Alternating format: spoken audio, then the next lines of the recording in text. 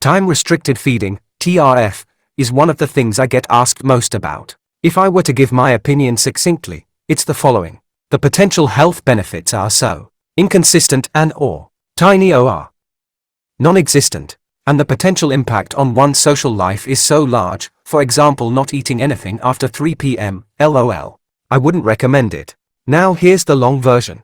TRF is basically where you restrict the number of hours that you spend eating without intentionally changing what you eat. For example, you might only eat within a window of about 8 hours. The rest of the time you spend fasting, and usually only things like plain tea, coffee, water are allowed. People might only eat in the morning and early afternoon, for example from 6 a.m. to 2 p.m. We typically call this early TRF, eTRF. Conversely, other people might skip breakfast, skip lunch, and maybe only eat in the late afternoon and evening. We typically call this late TRF, lTRF. So, what do studies tell us about the effect of time-restricted feeding on different health outcomes? Let's review.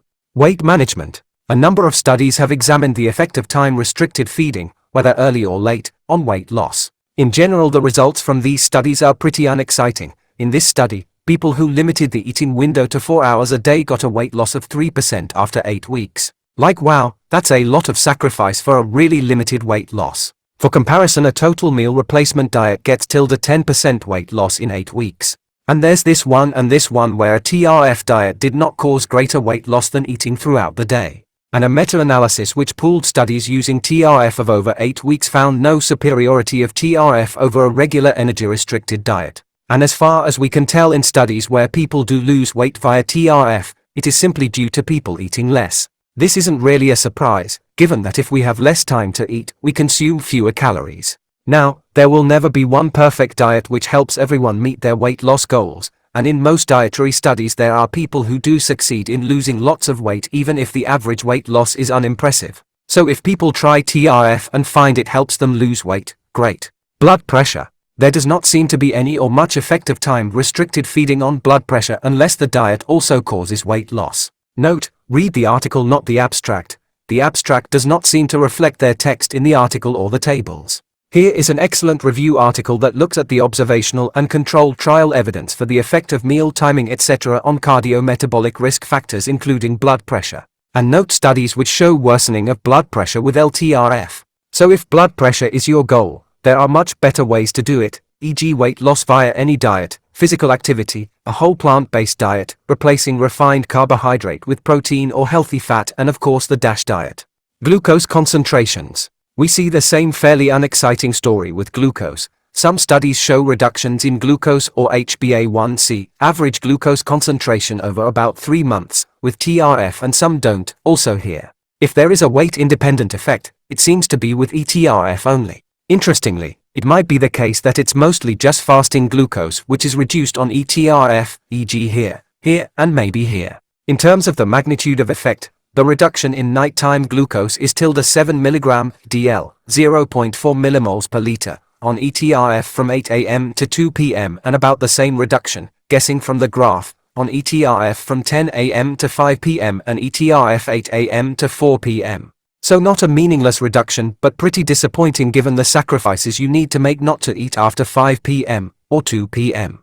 And again, the more sociable lTRF doesn't seem helpful, and might even be detrimental to glucose control. Insulin sensitivity. This is a difficult one to summarize because insulin sensitivity can mean lots of things. Sometimes when people talk about insulin sensitivity, they mean does a person have hyperinsulia, i.e. too much insulin in the bloodstream. Since the evidence for hyperinsulia and many diseases is not really contested, I'll focus on insulin concentration as the outcome here. One study found that eTRF reduces postprandial insulin in prediabetes.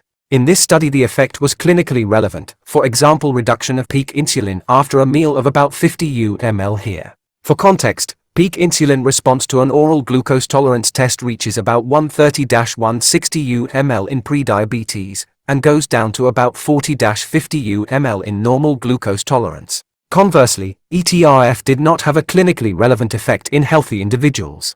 Hutchinson, or in people with obesity but normal fasting glucose. And in this study also in individuals with obesity but normal fasting glucose, eTRF significantly lowered insulin during the morning, but significantly increased it in the evening. There does not seem to be an effect on fasting insulin though here. here and here. And there is a similar story with lTRF, which does not appear to reduce insulin, neither fasting nor postprandial. The 10 a.m. to 5 p.m. TRF protocol did not have a significant effect on insulin either. So overall, nothing to get excited about. Again, lipids.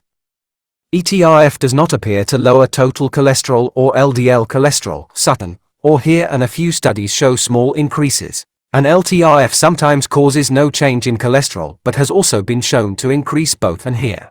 eTRF might also increase fasting triglycerides or have no effect, e.g. here and here. Same thing with lTRF here.